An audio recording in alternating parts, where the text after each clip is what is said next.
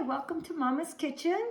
Glad you can be with me today. When I tell people that I'm on an oil-free plant-based diet, they're like, oh, I could give up meat, but I can't give up cheese. There's no way I want to give up my cheese. I am here to show you how you can make a game-changing cheese. It's the holidays time and we all love our mac and cheese and oh, we like cheese over our tacos and all that kind of stuff, don't we? Well, I'm going to show you how you can stay on your program, being plant-based, and not even miss it. Okay, so here we go. First of all, I want you to put 2 cups of rolled oats in your blender. Make sure you have a high-speed blender. Okay, and then you're going to take 1/4 cup of cornstarch, 1/2 cup of nutritional yeast. You can get nutritional yeast at your health food stores. You can also find it at Walmart's, in your grocery stores. Just look for it. Ours is located where the flour is and the cornstarch is and that kind of stuff, and there sits your nutritional yeast up there on the shelf also. Okay, 2 teaspoons of onion powder,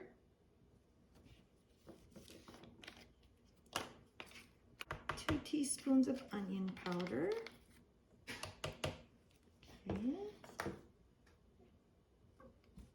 The recipe's calling for 2 teaspoons of salt, but I don't use 2 teaspoons. I'll just put 1 teaspoon in. And a lot of times I won't even put salt into my recipes, but we'll go ahead and do that.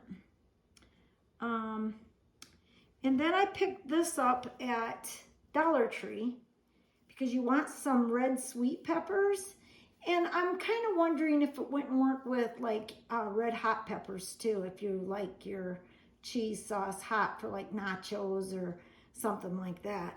But the recipe calls for sweet peppers. So, and put the whole jar of that in, the whole jar. This is a 10-ounce jar, but you could also put in a 12-ounce jar. But anyway, I got those at Dollar Tree. Red bell peppers. And a tablespoon of lemon juice. So you're going to want a tablespoon of lemon juice. And see, you just put it all in together. So you don't have that big of a mess. Okay. Yes, a tablespoon of lemon juice. Okay. 1/4 teaspoon of liquid smoke of your choice.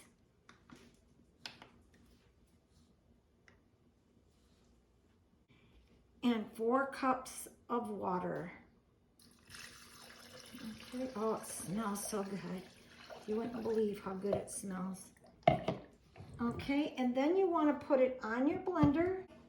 I'd start it out at like, maybe on 2 and work your way up to 4, or maybe you've got a really good blender and you can just leave it on 2, but you need to do it for 5 minutes. Okay, so I blended it all up, and this isn't high enough speed to blend it up to a thickness that I wanted. So after 5 minutes, of course I don't want this to break down, so you don't want to take and burn out the motor. So after 5 minutes of mixing it, it still was kind of runny. And so I heated it on the stove and it thickened up really good for me. So as it sits in your refrigerator, you can store this for up to 1 week, and you can pour it over your enchiladas, over tacos. Like I said, I made some macaroni and cheese, and I used some lentil mac, and you can find that in your store. Noodles. And this is what it looks like, and my family's already eating it, and it's morning time, but they didn't care, they didn't want to wait. So that's what the mac and cheese looks like, and they said it's delicious. So go ahead and try the recipe and see if it changes your mind. Okay, have a wonderful day. Bye.